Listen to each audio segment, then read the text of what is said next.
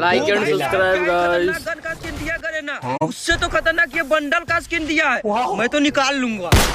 अरे भाई उसके लिए डायमंड भी तो रहना चाहिए ना। वो बात तो है।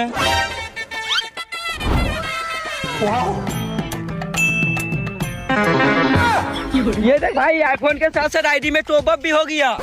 तुम्हारे सामने स्पिन मार कर ये बंडल ये गन स्किन निकालता हूँ।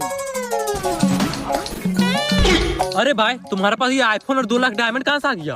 अरे भाई तुम री रूल में नहीं देखता है, जो भैंस को चुटकी बजाकर गायब कर देता है, उसी तरह मैं भी पीछे में बाइक था वो बेचकर मैं आईफोन और आईडी में टॉप अप करा लिया। साला ये गाड़ी तो मेरा था, बहुत मुश्किल से 2 भैंस बेच के ये गाड़ी लिया था और तुम टॉप अप के चक्कर में मेरा गाड़ी बेच दिया।